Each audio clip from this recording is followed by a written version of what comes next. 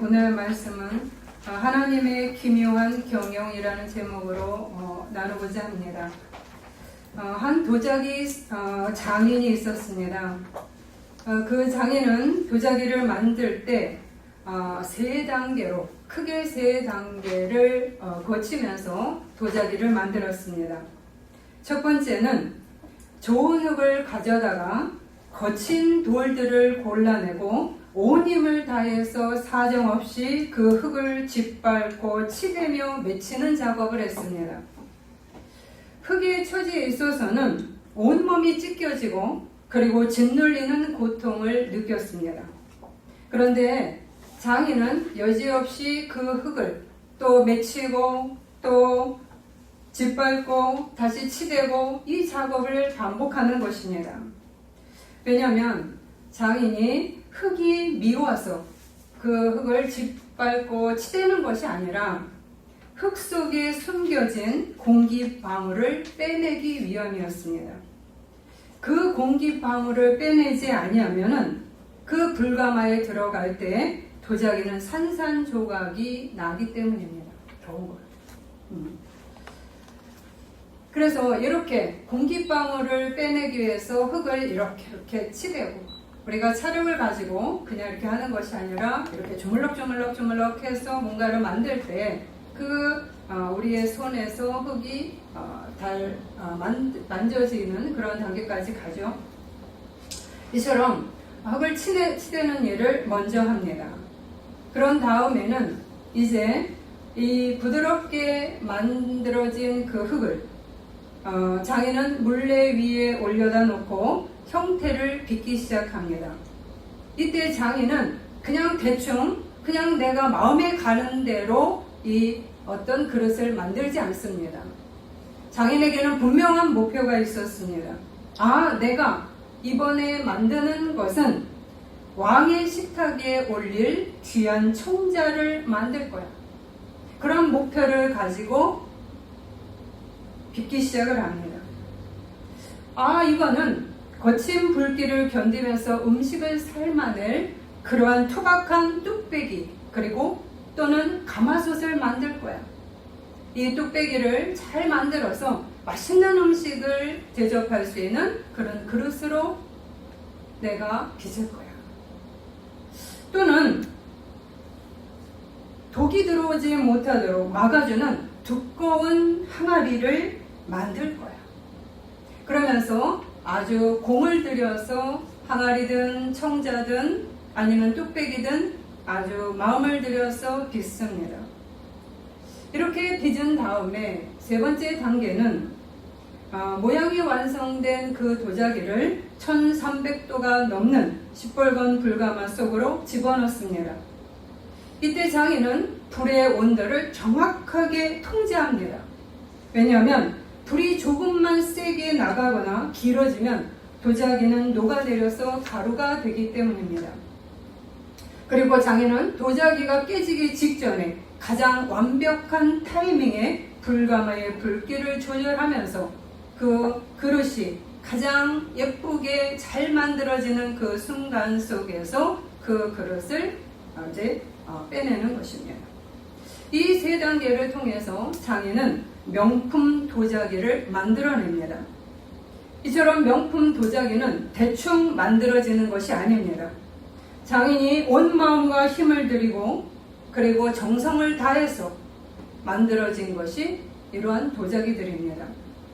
그런데 도자기가 될 흙은 어떤 자세를 갖춰야 되냐면 장인의 손에 맡겨진 그것을 신뢰하며 그 장인의 손에 순종하는 그러한 자세를 갖춰야만 명품으로 탄생하는 것입니다. 아멘. 하나님은 이러한 도자기 장인처럼 나는 토기장이라고 말씀하셨습니다.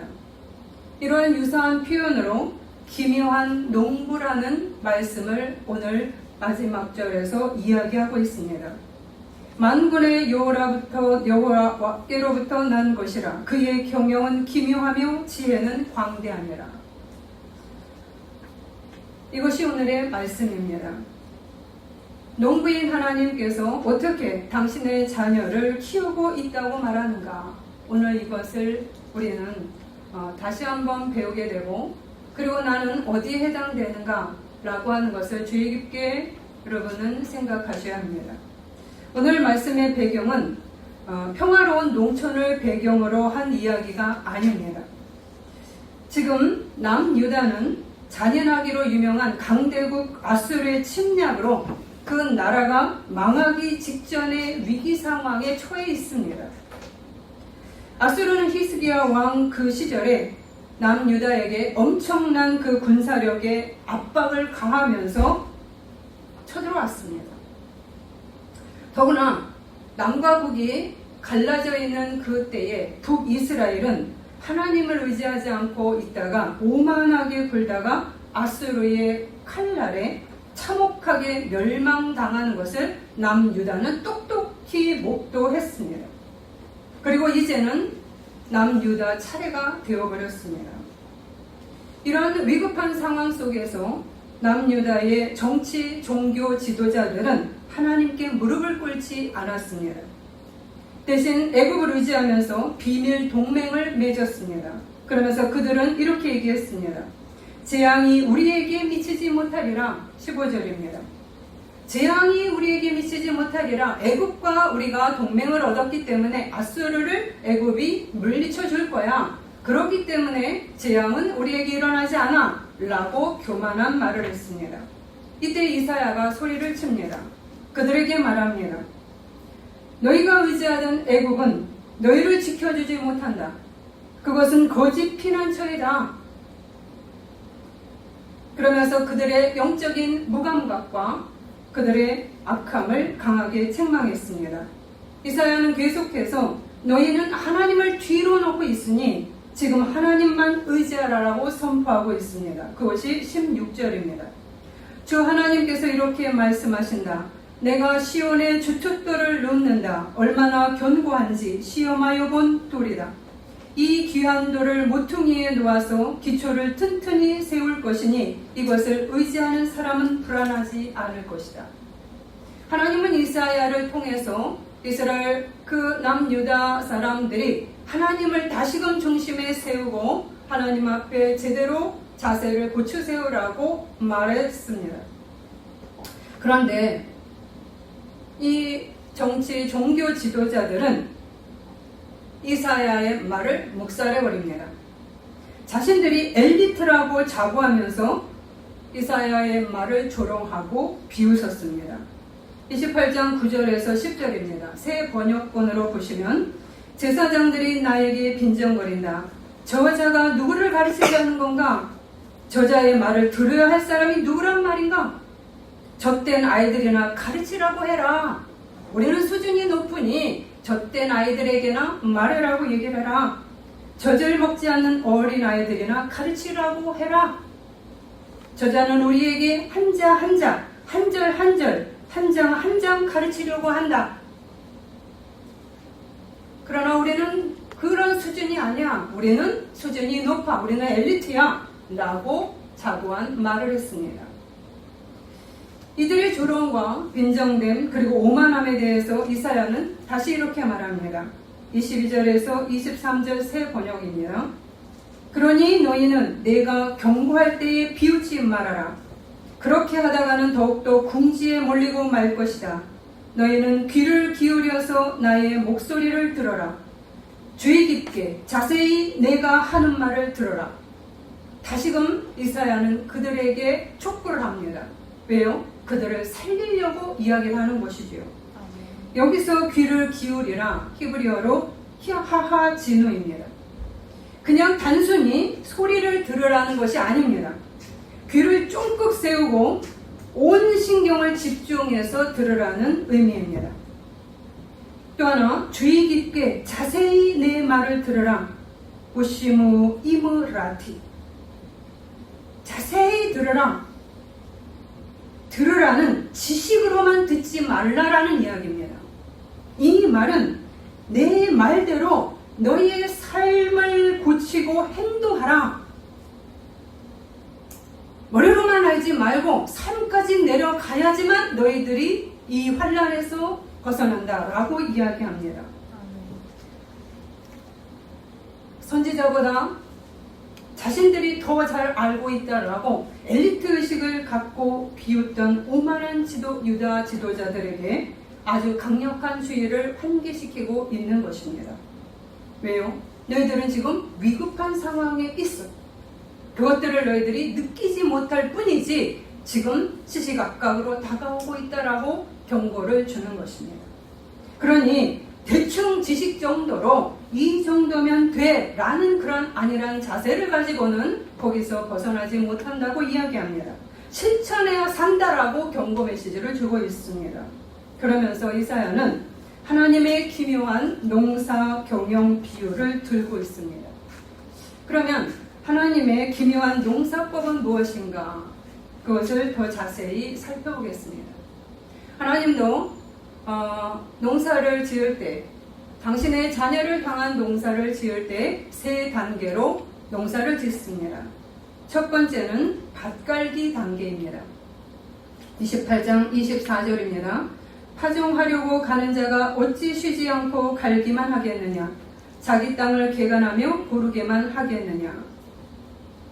농부는 농사 첫 단계로 밭갈기를 시작합니다.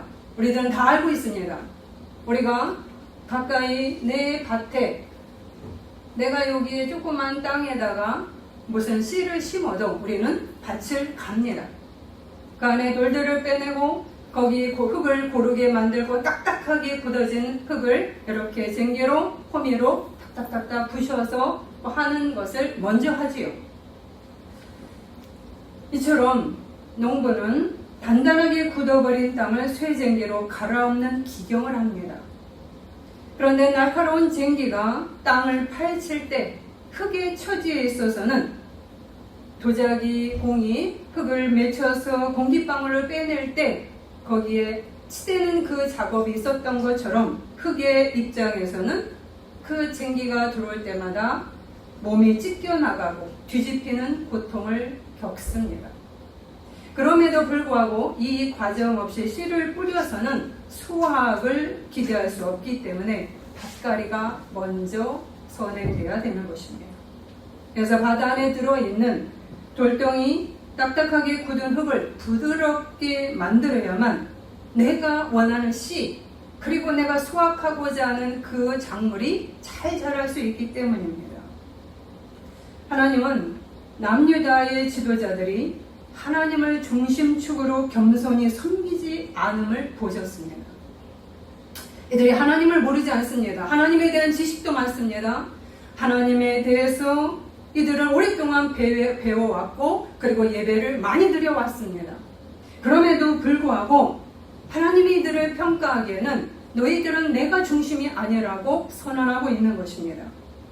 그들의 땅은 교만과 자기 자랑과 그리고 자기 힘을 의지하고 세상을 의지하는 것으로 딱딱하게 굳어 있었습니다.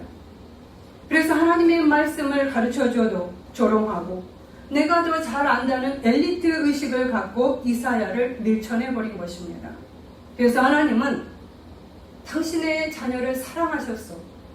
여전히 그래도 사랑하시기 때문에 아수르라는 쟁기를 보내서 국가적인 밭갈이를 하시는 것입니다. 하나님은 이들을 망하게 하는 것이 아니라 너희들이 딱딱하게 굳어진 그 속에서 하나님이 너에게 주신 그 사명을 발현할 수는 없다.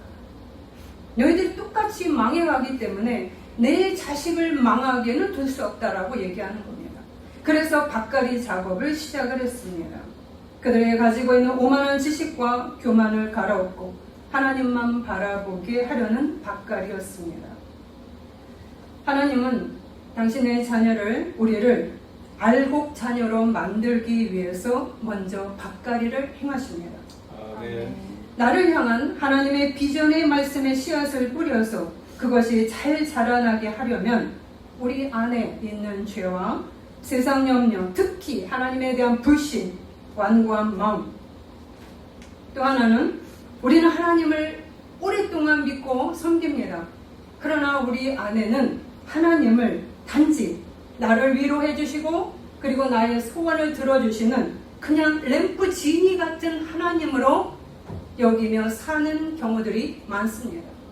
그렇기 때문에 내 기도가 이루어지지 않으면, 내가 원하는 시점에 그 응답이 오지 않으면 하나님에 대한 불평과 원망이 끊임없이 우리 입에서 나옵니다. 하나님은 위대하신 나의 주인이시고 나를 창조한 주님은 이론으로 알고 있지만 실제상에서는 램프 지니보다도 못한 존재가 될 수 있기 때문입니다. 이러한 램프 지니 정도의 자리를 하고 있다면 하나님께서 나를 빚으시고자 하는 목표 지점에 내가 순종할 수는 없습니다. 왜요? 나보다 하나님이 더 낫기 때문에. 즉 내가 하나님이고 하나님은 나의 진이기 때문에 내가 원하는 대로 가고자 하는 힘이 강하게 움직입니다. 그래서 밭갈이에 있어서 중요한 작업 중에 하나가 무엇인가? 하나님의 위치를 제대로 교정하는 작업이 선행됩니다. 아멘. 장인이 흙을 맺혀서 부드럽게 만들어 장인의 손에 맡겨진 흙이 되어야만 작품이 나오지요. 장인의 손 안에 흙이 쫙쫙 달라붙어야 됩니다. 그래서 위치 교정은 반드시 먼저 이루어져야 했습니다. 우리는 지금껏 내가 지탱해온 내 중심, 내 교만, 나를 의지하는 자세, 자기 연민, 자기 사랑의 마음을 뚫고 그럼에도 불구하고 이 마음을 뚫고 들어오시는 하나님의 날카로운 쟁기를 우리 모두는 만날 수가 있습니다. 그런데 이 하나님의 쟁기가 내 밭에 들어오면 우리들은 비명을 지릅니다. 그리고 그것을 고통스러워하면서 왜 나한테 이러시는 겁니까? 라고 하면서 거부하고 항변하기도 합니다. 항변하고 다시 하나님을 받아들이면 그나마 다행인데 그 불신의 늪 속에서 헤어나지 못하고 계속 하나님을 진이로서 내가 받아들이면서 내 인생은 점차 불만과 원망 속으로 계속 많은 돌들이 더 쌓이기도 합니다. 이런 과정 속에서 우리가 하나님의 쟁기를 받아들이지 않으면 소망의 하나님의 씨앗은 제대로 뿌리를 내리지 못할 것임을 우리는 기억해야 합니다. 그렇기 때문에 밭갈이 당하는 자는 하나님께 감사해야 됩니다. 왜요? 하나님은 나를 멸망시키기 위해서 밭갈이를 하시지 않습니다. 하나님은 우리에게 분명한 목표, 나는 너에게 명품 도자기로 만들기를 원해. 나는 너를 알곡으로 나는 이미 지정을 했고 그것을 거두기를 원해 라고 하는 당신의 목표가 분명하기 때문입니다. 아멘. 우리가 아이들을 가르치는 선생이 되보면 학교의 선생이 되보면 선생은 분명한 목표를 갖고 있습니다. 이들을 어느 수준까지 높이고자 하는 그 의지가 없으면 아이들의 성적이 오르지 않습니다. 그들의 실력이 오르지 않습니다. 선생이 벌써 해이해지면 준비를 대충 하면 강의를 대충 하고 나오면 흐트러집니다. 밤새 강의안을 만들고 방학 동안에 열심히 강의안을 만들어서 팔이 나가더라도 PPT를 만들어서 그 강의를 내 것으로 소화해서 갑니다. 왜요? 그들에게 목표가 있기 때문입니다. 그러나 어떤 교수들은 반복해서 옛날에 썼던 거 한 번도 다시 안 보고 다시 그냥 갖고 갑니다. 학생들은 금방 합니다. 울고먹어요. 절대 울고먹을 수 없습니다. 왜요? 대상이 바뀌었고요. 시간이 지났습니다. 그래서 다 같은 제목, 같은 강의라도 다시 조정이, 미세한 조정이 그리고 추가와 빼낼 것들이 생기게 됩니다. 그리고 밀착도가 다릅니다.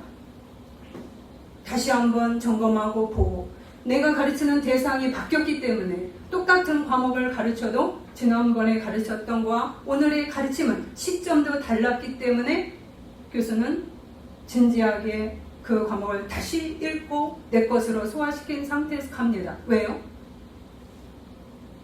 그 학생들을 더 나은 자리로 오르게 하기 위한 그 목표를 갖고서 갑니다. 이처럼 하나님이 우리에게 밭갈이를 하는 이유는 분명한 목표가 있기 때문입니다. 아멘. 내가 너를 그냥 기분 나빠서 무너뜨리는 게 아니야. 나는 너를 명품 도자기로 알곡으로 목표를 갖고 있기 때문이에요. 아멘. 그렇기 때문에 농부는 그 힘들여서 고통스럽게 밭갈이 쉽지 않습니다. 땅을 파고 땀을 흘리고요. 그 수고를 하지 않으면 그 밭갈이는 이루어지지 않습니다. 농부는 쓸모없는 쓰레기 매립지나 길가를 갈지 않습니다. 이 땅은 괜찮아. 이 땅을 갈면 여기에선 좋은 수확이 나올 것이야 라는 기대를 가지고 내 밭을 가는 것입니다. 이것을 기억하셔야 됩니다. 하나님에 대한 오해들이 너무 많기 때문에 우리는 내 측면에서 해석을 하게 됩니다. 무엇인가 가치 있다고 여기는 땅을 골라서 나를 포기하지 않고 그 땅을 갈아엎는 겁니다. 아멘. 그래서 내 인생에 하나님 나라와 축복의 씨앗을 심으겠다는 그 의지를 하나님이 우리와 함께 하면서 걸어가기 위해서 하나님은 지금도 우리들에게 밭갈이를 하고 계실 것입니다. 아멘. 여기에 나의 밭을 가시는 것이기에 기쁘게 동참하셔야 합니다. 아멘. 이렇게 밭갈이를 하고 난 후에 하나님은 두 번째 단계를 합니다. 28장 24절에 이렇게 나옵니다. 그 밭갈이의 고통은 계속되지 않는 것을 기억하라 라고 하는 장면이 나옵니다. 24절입니다. 파종하려 가는 자가 어찌 쉬지 않고 갈기만 하겠느냐. 자기 땅을 개간하며 고르기만 하겠느냐. 하나님 아파요. 언제까지 내 밭을 가실 거예요? 내 인생은 밭갈다 끝나는 겁니까? 아니, 파종하는 자가 어찌 쉬지 않고 갈기만 하겠느냐. 어찌하여 개간하며 고르기만 하겠느냐. 이제 중요한 것이 있어. 씨를 뿌리는 거야. 밭갈이에는 분명한 목표가 있다고 말씀드렸고 멈출 시기가 있습니다. 바로 소망의 씨를 뿌리는 시점이 온 것입니다. 25절입니다. 지면을 이미 평평히 하였으면 소해양을 뿌리며 대회양을 뿌리며 소맥을 줄줄이 심으며 대맥을 정한 곳에 심으며 귀리를 그 가에 심지 아니하겠느냐. 씨도 다양하게 사용하려고 뿌리십니다. 각자의 사명에 맞도록. 여기에서 정한 곳에 심는다. 히브리어로 니스만입니다. 이 말은 농부가 미리 점 찍어두고 구별해 놓은 땅이라는 뜻입니다. 하나님이 우리 각자에게 잘 맞는 자리와 사명이 어디인지 누구보다도 잘 아십니다. 이 사람의 특성은 어디에 적합하고 저 사람은 어디에 더 잘 맞고 누구보다도 정확히 나보다도 정확히 잘 아십니다. 그래서 그 각자의 자리를 점 찍어두고 당신의 소망의 씨를 우리한테 심으면서 우리에게 소망을 불러일으켜 주면서 그리고 그 씨를 심으시는 것입니다. 바로 이렇게 정한 곳에 심는다. 주님은 분명한 목표를 가지고 미리 점 찍어둔 그러한 자리와 사명으로 우리를 이끄신다는 이야기입니다. 하나님은 남유다가 그 멸망하는 가운데서도 예루살렘 성을 남겨두셨고 거룩한 씨를 길러내셨습니다. 그렇기 때문에 각 자리가 어떤 자리든지 간에 그 자리는 내가 생각했던 것보다 더 나은 씨앗이 되어서 알곡이 되어서 나올 확률이 많습니다. 왜냐하면 주님이 심은 씨는 축복의 씨앗이었고 내 속 안에 하나님의 축복의 씨앗이 다 존재하기 때문입니다. 우리는 어떤 자는 사업이 잘 맞는 분이 계십니다.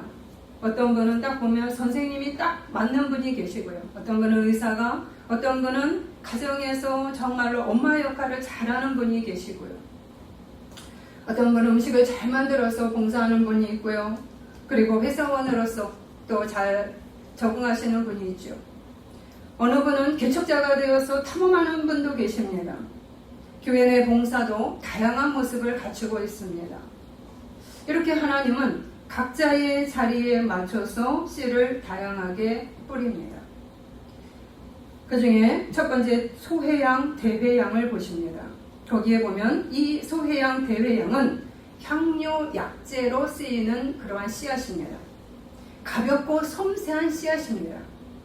이 씨앗은 가볍기 때문에 바람을 이용해서 밭 전체에 부드럽게 흩뿌립니다. 성향의 사람들, 소해양, 대외양의 사람들의 특징은 무엇이냐? 섬세하고 부드럽고 눈물이 많은 사람들입니다. 여러분은 어디에 해당되는지 한번 이렇게 생각해 보시기 바랍니다. 이들은 섬세하고 부드럽고 눈물이 많기 때문에 누군가를 위로하고 도울 수 있는 그러한 섬세함과 다정다감하게 다가가서 힘든 자들을 위로할 수 있는 역할을 할 수 있습니다. 그리스도의 따스한 향기를 낼 수 있는 자들입니다. 이런 자들은 연약한 면들이 있기 때문에 살살살살 뿌리기도 하지요. 두 번째, 소맥이 나옵니다. 밀입니다. 이 밀은 줄줄이 씹는다고 나왔습니다. 소맥은 가장 귀하고 비싼 주식이었습니다. 그래서 하나님은 바람에 날아가지 않도록 이 밀이 밭 중심부의 깊은 고랑을 파고 잘 정착할 수 있도록 줄을 맞추어서 귀하게 줄줄이 하나씩 정성껏 심습니다. 이건 귀한 주식이라고 말씀을 드렸습니다. 이 소맥 성도들은 주로 사회나 교회의 핵심 리더로서의 역할을 하는 자들입니다. 이들의 봉사와 헌신은 교회와 사회를 지탱하는 중요한 기둥이 됩니다. 책임 있는 자리에 선다는 이야기입니다. 어깨가 무겁다는 이야기입니다. 책임이 많음과 함께 해야 될 일도 많지요. 그리고 중요한 자리입니다. 그래서 이 소맥을 줄줄이 아주 정한 자리에 심습니다. 주님은 대맥이라고 하는 보리를 또 심습니다. 이 대맥은 보리는 밀보다는 척박한 땅에서 잘 자랍니다. 서민들의 주식입니다. 그래서 보리가 자라기에 딱 알맞은 구별된 정한 곳에 이들을 또 하나님은 심습니다. 대맥 성도들의 특징은 척박함을 견디는 자들입니다. 화려하게 드러나지 않아도 괜찮아 합니다. 인정하지 않아도, 인정해주지 않아도, 그리고 힘든 일을 해도 남들이 하기 싫은 일을 탁탁탁 해 나가는 분입니다. 굳은 일을 도맡아 하는 그러한 미랄이 되는 그러한 분들입니다. 그래서 척박한 땅에서 묵묵히 버텨낼 수 있는 그러한 성향을 가진 자들입니다. 중요하지요. 칭찬을 그렇게 많이 안 해도 굳은 일을 말없이 행할 수 있는 그러한 멘탈이 있는 그런 마음을 가진 분들 귀하죠. 하나님 보시기에 귀하죠. 밀만 귀한 게 아닙니다. 각자 다 귀하죠. 또 귀리가 있습니다. 귀리는 가치가 낮고 거친 작물입니다. 귀리는 가치는 떨어지지만 생명력이 강해서 울타리 역할을 합니다. 그래서 그 밭의 가장자리에 가장자리 심습니다. 그래서 다른 귀한 작물들이 가축이나 바람에 상하지 않도록 방어벽 역할을 하는 겁니다. 교회도 귀리 성도들이 있습니다. 세상 기준이나 교회에서 주목받지 못하는 평범한 사람들입니다. 밀은 주목받죠. 직분자, 중요한 직분을 맡았습니다. 그래서 굉장히 눈에 들어옵니다. 그러나 보리보다도 더 눈에 들어오지 않는, 그리고 그렇게 잘 살지 않는, 어렵게 살아가지만 이들은 주목받지 못하고 유력한 자리에 앉아보지도 못했습니다. 그리고 가끔은 초라하게 느껴지기도 합니다.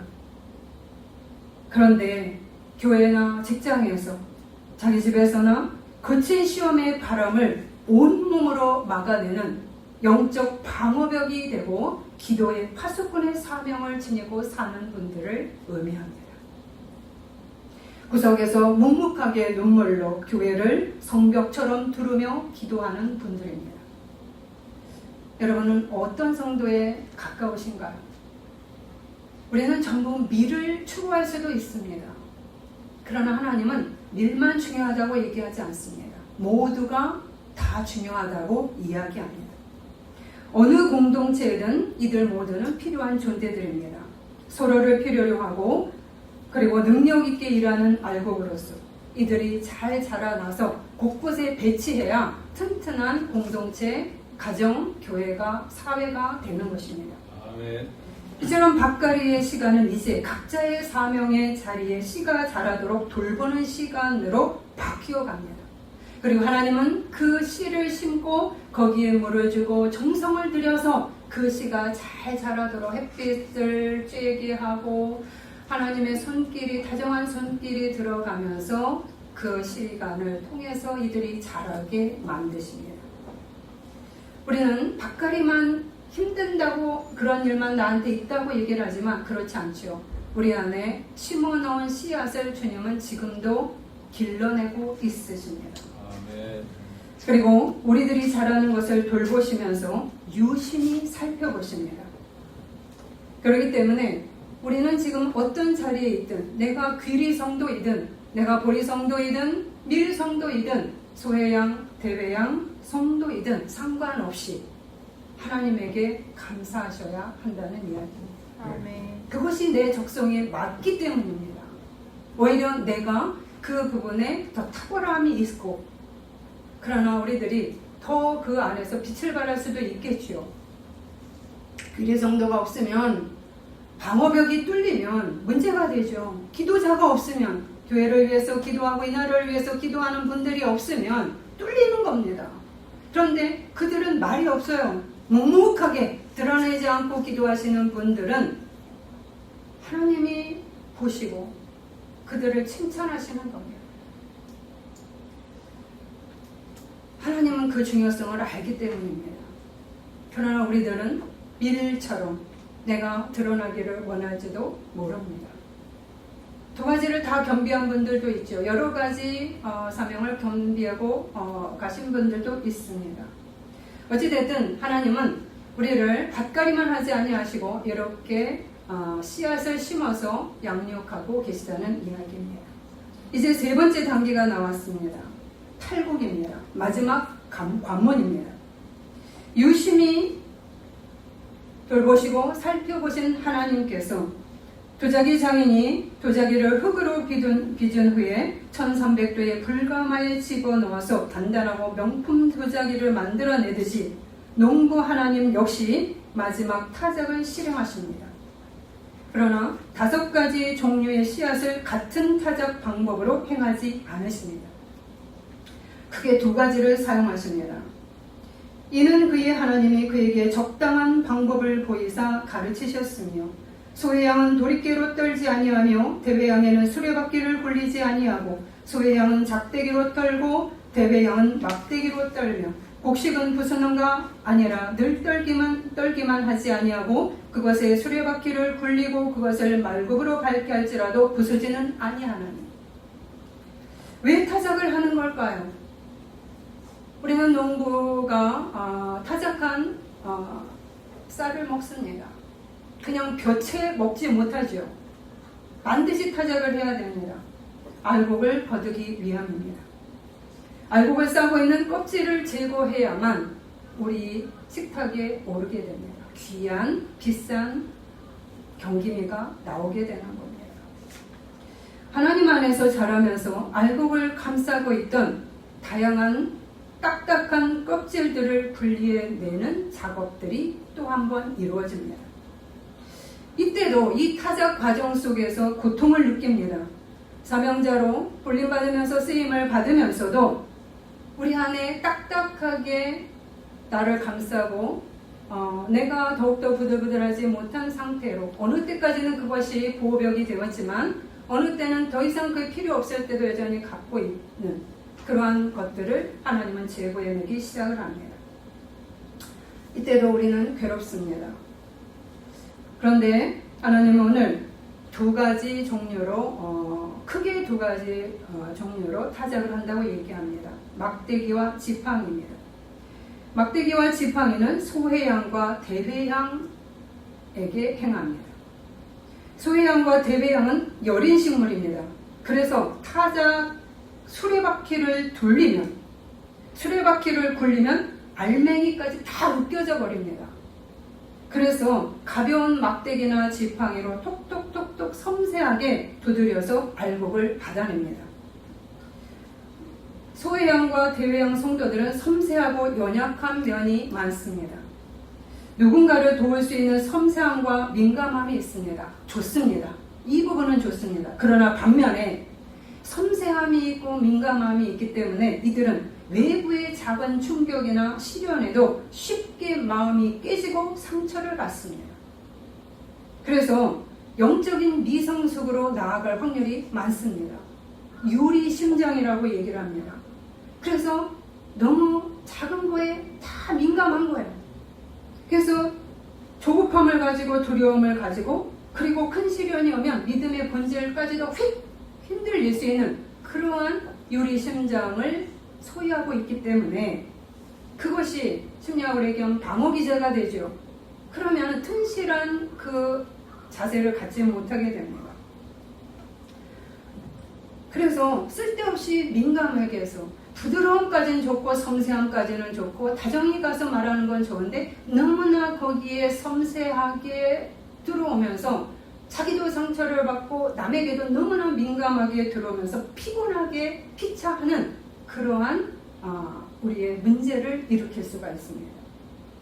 하나님은 너의 섬세함은 좋지만 너의 따스함은 좋지만 너의 여린 가슴은 좋지만 그것이 사람을 너무나 피곤하게 하면 안 돼. 그것이 너의 문제가 되는 거야. 그래서 그들에게는 수레바퀴로 하면 탁 터뜨려질 것 같으니까 작대기로 딱딱딱딱 정확하게 타점을 지적해서 그걸 털어내는 작업을 합니다. 그래야 소외양 성도들이 마음이 편안해지는 겁니다. 하나님의 타작은 나를 괴롭게 하는 게 아니라 나를 평안으로 인도하는 그러한 작업이기 때문입니다. 아멘. 또 하나는 타작 수레바퀴를 사용하는 것이 있습니다. 소맥, 대맥, 귀리입니다. 소맥 성도, 밀성도 아주 중요하죠. 공동체의 핵심 리더 역할을 맡았습니다. 이들은 오랜 시간 훈련도 받고 교육도 받고 직분도 받았습니다. 중요한 책임의 자리에 있습니다. 그렇기 때문에 이들에게는 연장과 훈련이 더 많이 필요하게 되는 거지요. 그런데 핵심 자리에 있다 보니까 그리고 교육을 많이 받았다고 그 교육을 받아야 되니까요. 그 교육을 받고서 그 자리에 서게 될 때 나도 모르는 사이에 어떤 마음을 갖게 되냐, 내 뜻대로 교회가 움직여야 된다는 교만의 딱딱한 껍질, 그리고 종교적인 기득권의 껍질이 생겨서 자꾸 공동체를 좌지우지하려는, 월권하려는 그런 자세가 생깁니다. 하나님은 이것을 보신 겁니다. 이러한 자세는 말씀의 부드러운 겉면으로 깨지지 않습니다. 들을 귀가 있으면 그나마 되지만 그 앞에서 지도자의 모습, 오랫동안 내가 그래서 우리가 신앙에 오래된 그 분들에 대해서 텃세를 부린다, 막 이런 얘기들이 있죠. 이러한 자세는 그냥 겉면에서 안 깨집니다. 그래서 하나님은 무거운 시련의 수레바퀴를 굴려버립니다. 그래서 교만의 껍질을 깨트리십니다. 그래야 그가 자유하기 때문입니다. 대맥 성도가 있습니다. 보리 성도입니다. 그럼 보리 성도들은 어떤 문제점이 있는가? 이들은 칭찬을 아까 드렸습니다. 화려하지 않아도 열심히 봉사하는 자리에 있습니다. 남들이 하기 싫어하는 거친 일도 말없이 도맡아 합니다. 그런데 문제는 무엇이냐? 그러다 보니까 이들에게는 거친 환경을 내가 이겨나가면서 내가 이것도 했어, 내가 이렇게 고생했는데, 이렇게 내가 얼마나 힘든 일을 했는데 라고 하는 자기의가, 자만이 쌓이기 시작을 합니다. 그러면서 자신의 잣대로 타인을 봅니다. 나는 이렇게 고생하고 있는데 저 사람들은 왜 저렇지? 원망하면서 타인을 정죄할 수가 있습니다. 보리 껍질은 이전에는 거친데도 잘 희생하고 헌신하는 그러한 역할을 했지만 한쪽에서는 딱딱한 가시가 되어서 사람들을 나의 의로 찌르고 정죄하는 모습으로 변해갑니다. 하나님은 이러한 대맥 성도를 한쪽에서는 칭찬하면서 한쪽에서는 겉껍질에 딱딱이 쌓여있는 그 거친 성품을 역시나 말씀 몇 가지 가지고는 안 깨져요. 그래서 막대기로도 안 돼요. 그래서 고난의 수레바퀴를 굴려야 깨짐을 아시고 수레바퀴를 대동시키는 것입니다. 그럼 귀리 성도는 어떤 것인가? 귀리 성도는 거친 울타리 역할을 하는 자들입니다. 공동체의 모든 시험과 바람을 기도로 온몸으로 막아내는 역할을 했습니다. 말없이. 귀리 성도는 그런데 화려한 소맥과 보리 성도보다는 늘 가장자리에 있어 왔습니다. 이들의 문제점은 무엇인가? 자신을 비교할 수 있습니다. 영적인 열등감과 비교의식을 가지고 봅니다. 나는 왜 이렇게 하찮게 살아가지? 나는 왜 이렇게 화려하지 못한 삶을 사는 거야?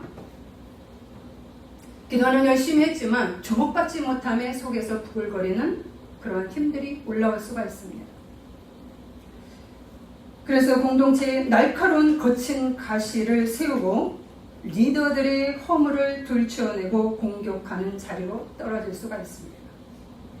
내가 기도를 이렇게 해서 도와줬어. 나는 조용히 기도의 자리에서 묵묵히 그렇기 때문에 너희들이 이렇게 되는 거야 라고 하는 그 마음이 그들에게 올라올 수가 있습니다. 귀리는 잡초처럼 거칠고 강합니다. 그런 만큼 그들의 자아가 질기고 단단합니다. 그래서 귀리 역시 말씀의 권면 가지고 막대기로는 끼어지지 않을 수가 있습니다. 왜냐하면 자신이 가장자리에서 고생하고 있다는 피해 의식 때문에 하나님이 징계를 하면 이들은 하나님 앞에서 강하게 반발을 합니다. 내가 지금까지 이렇게 힘들게 왔는데 하나님은 도대체 저한테 왜 스포트라이트를 안 주시는 겁니까? 라고 하면서 언제는 묵묵히 일했지만 어느 날 내 안에서 이 거친 가시들이 찌르기 시작한다는 얘기입니다. 그래서 하나님의 징계 앞에서도 강하게 반발할 수가 있습니다. 이러한 하나님은 이 귀리 성도를 너무나 귀히 여겨서 이들의 영적 교만함으로 영적 자만함으로 그리고 자기의로 그리고 공동체의 그 보호막이 되었던 이들이 오히려 그 교회의 중심을 찌르는 자들이 되었을 때 가슴이 너무 아프죠. 이들이 너무나 필요했기 때문에 하나님은 이들에게 시련의 수레바퀴를 굴립니다. 나는 너가 필요해. 그러나 찌르는 너가 아니라 피해의식의 너가 아니라 공동체를 살리는 함께 가는 존재로서 너희들 모두가 필요해 라고 하면서 우리에게 수레바퀴를 굴리시는 겁니다. 한 가지 더를 보시면 소회양 대회양인 줄 알았습니다. 자기는 소회양인 줄 알았습니다. 그러나 실상은 대맥인 경우가 있습니다. 겉으로는 소회양처럼 내가 연약하다고 눈물을 흘리며 사람들의 배려와 동정을 요구합니다. 그런데 실상은 대맥처럼 귀리처럼 무서운 고집과 자기 중심성을 숨긴 자들이 있다는 이야기예요. 겉에는 유약한 척, 굉장히 부드러운 척, 굉장히 섬긴 척 하지만 속에서는 질긴 마음에 안에서 거친 힘들과 내 고집이 딱 자리 잡고 있음을 봅니다. 물론 그 반대의 성향도 있죠. 보리인 줄 알았는데 소외양인 분들도 있습니다. 하나님은 이들의 겉모습에 속지 않습니다. 하나님은 마음의 중심을 보시기 때문에 이들에게는 막대기로는 알곡을 얻을 수 없음을 알고 톡톡해서 해서는 안 됨을 알고 수레바퀴를 돌리시는 것입니다. 오늘 말씀의 남유다 역시 바로 이러한 소회양인 줄 알았으나 실상 대맥인 존재였습니다. 이사야가 말씀을 전해도 조롱하며 배우지 않습니다. 겉으로는 유약한 듯 보였으나 그들은 하나님 중심조차도 제대로 세우지 않았고 그들을 지도하는 이사야를 무시하면서 엘리트의식의 교만을 보여주었습니다. 실상은 소맥과 대맥의 딱딱한 고집과 자기중심성을 갖고 있었던 것입니다. 그래서 하나님은 아수르라는 그리고 거기에서도 깨지지 않아서 바벨론을 다시 붙여서 강한 수레바퀴를 보내서 이스라엘을 유다를 깨뜨렸습니다. 그리고 남은 그 귀한 자를 거기에서 거룩한 씨를 얻어냈습니다. 우리는 이것을 이거 헷갈립니다 라고 얘기하실 수 있습니다. 우리는 야곱의 3단계를 통해서 이것을 정확히 볼 수가 있습니다. 야곱의 인생은 하나님의 기묘한 경영을 대표적으로 보여줍니다. 그는 첫 번에 하나님이 밭갈이를 한 이유가 있습니다. 그는 하나님 없이 내 깨와 내 힘으로 성공할 수 있다고 믿었던 불신앙과 교만의 도를 가진 자였습니다. 형의 장자권을 빼앗고요. 아버지의 축복을 가로챈 완고한 자아를 지녔습니다. 하나님은 그런 야곱을 광야로 몰아세웠습니다. 약봉 나루토에서 목숨을 건 천사와 씨름을 해서 환도뼈를 부러뜨려서 하나님만 붙들게 되는 부드러운 땅이 되게 만들었습니다. 하나님 없이는 안 되는구나를 그때 깨달았죠. 그러나 그는 갑자기 변하진 않았습니다. 이것이 바로 밭갈기 작업입니다. 그러나 밭갈기 작업을 마냥 하신 것이 아닙니다. 하나님은 그에게 베델의 소망의 씨를 보여주었습니다. 야곱아, 나는 너를 통하여서 12지파 이스라엘을 만들 거야. 그 사명을 그에게 주었습니다. 엄청난 사명이었죠. 그래서 그로 하여금 라반, 자기 외삼촌의 집으로 도망가게 해서 거기서 자리를 잡고 12아들을 낳는 일을 하나님이 하게 했습니다. 그들을 공급하셨고 그들을 키워내셨고 그들이 자랄 때까지 하나님의 보호가 있었습니다. 이렇게 씨앗을 심고 자라게 하는 과정을 야곱은 겪었습니다. 그런데 그가 이제 부자가 되었고요. 그가 자기 집을 튼실하게 읽었습니다. 어느 정도 씨앗이 자랐고 힘이 있어졌습니다. 이제 독립해야 되겠다 라고 하면서 라반에게서 독립을 합니다. 그런데 그가 하나님께서 처음에 보여준 베델로 올라가라 라고 하는 그 사명을 그는 기억하지 않습니다. 그리고 세상의 욕망의 상징인 세겜에 남아 영적인 나태함의 삶을 살았습니다. 하나님은 야곱을 통해서 12지파를 만들려고 이스라엘을 세우려는 목표를 달성하고자 하는 꿈을 적지 않으셨습니다. 난 너가 필요해. 너는 나의 밀성도야. 너가 필요하단다. 그런데 너가 지금 그 약속을 기억하지 못하고 너가 지금까지 12아이들을 기르고 그 많은 재산을 가진 것이 너가 지금 행복하다고 느끼면서 너 힘으로 된 것인 줄 착각하는데 아니다. 너에게는 앞으로 가야 될 사명이 있단다 라고 하면서 하나님께서 그에게 수레바퀴를 돌리기 시작했습니다. 나태한 그의 가정에 비극이 닥쳤습니다. 세겜의 사람이 딸을 디나를 성폭행을 했고 그 집에 아들들의 그 잔인함이 다 드러나기 시작을 했습니다. 거친 보리의 상태가 드러난 거죠. 하나님께서 그래서 수레바퀴 시련의 타적을 통해서 다시 베델로 올라가서 하나님의 사명인 이스라엘 명품 인생으로 축복되어지는 축복을 받는 그러한 존재로 그가 다시 태어납니다. 하나님은 오늘 이렇게 말씀하십니다. 이는 그의 하나님이 그에게 적당한 방법을 보이사 가르치셨으며 26절입니다. 여기에서 지도하다, 가르치다 라는 것은 야란데 이것은 하나님께서 관역을 명확하게 겨누어서 가르치고 훈련하다라는 의미입니다. 하나님의 관역은 삐딱이 나가지 않습니다. 또한 하나님은 말로만 하는 지식교육이 아니라 밭갈기, 씨 뿌리기, 타작마당이라는 실제의 삶의 현장에서 껍질을 벗겨내는 체험적인 지도를 그리고 지식적인 지도 두 가지를 겸비해서 해나가시는 분입니다. 왜요? 그래야 우리가 알곡 신자가 되기 때문입니다. 하나님은 당신의 아들 예수 그리스도에게조차도 이 과정을 직접 겪도록 하셨습니다. 자기 아들 예수에게는 곱게 미리니까 곱게 너 아닙니다. 미리기 때문에 너는 가장 중요한 존재이기 때문에 십자가라는 타작기계의 수레바퀴에 찢기도록 하셨습니다.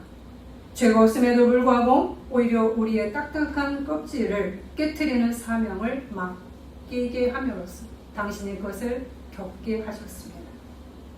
예수는 자기가 그렇게 먼저 겪었고 그리고 제자들을 그렇게 키우셨습니다. 예수의 제자들은 우리가 지금까지도 너무너무 아름답게 칭송하는 명품 알곡이 되었습니다. 이렇게 예수는 자기 제자들을 만드셨습니다. 이처럼 하나님께서 오늘 말씀에서 나오지요. 곡식은 부수는가 아니라 늘 떨기만 하지 아니하고 그것을 수레바퀴에 굴리고 말굽으로 밟게 할지라도 부수지는 아니하나니. 주님은 우리를 무너뜨리려고 하는 것이 아니라 우리를 알곡을 털어내어서 명품 알곡이 되게 하기 위해서 하신다고 분명히 말씀하십니다. 명품 도자기를 만들어낸 장인처럼 하나님은 우리를 알곡으로 여전히 만들고 계십니다. 내가 좋은 포도 맺기를 기다렸거늘 들포도 맺음은 어찌 되느냐고. 하나님은 우리에게 좋은 포도 맺기만을 바라며 우리를 기르십니다. 그런데 우리는 들포도 맺는 자가 되어서는 안 되겠죠. 들포도 맺는 길은 편합니다. 여러분, 불순종하고 밭갈기 작업이 들어오고 타작마당이 들어올 때 거부하시면 됩니다. 남의 탓하시면 됩니다. 자동적으로 됩니다. 그런데 들포도 인생은 내 속 안에 가시가 제거되지 않았기 때문에 내 스스로를 찌릅니다. 그래서 피곤하고 힘든 인생이 됩니다. 그리고 존중받지 못하고 쓸모가 별로 약한 그러한 내 인생의 가치가 추락하는 그러한 모습이 될 뿐입니다. 평안하지 않습니다. 하나님, 나는 평안을 주노라 라고 얘기를 했습니다. 그 평안은 밭갈기와 씨 뿌리기와 타작마당의 작업을 기꺼이 받는 이들이 누리게 됩니다. 아멘. 가난할지라도 상관이 없습니다. 맥주절을 맞아서 주님은 이 세 가지 경영을 지금도 하고 계시고 앞으로도 하실 것입니다. 여러분은 무엇을 선택하시겠습니까? 들포도를 선택하시겠습니까? 천포도가 되기를 선택하시겠습니까? 지혜로운 성도라면 잠시 지나가는 수레바퀴에 밭갈이 쟁기에 아멘을 하나님의 손아귀에 나를 얹히시기를 바랍니다. 아멘. 중요한 건 명품이 되는 것. 아멘. 주님의 의도를 정확히 아시고 우리 다음에 감사의 때는 이 고백이 많이 나오시기를 바랍니다. 기도하시겠습니다.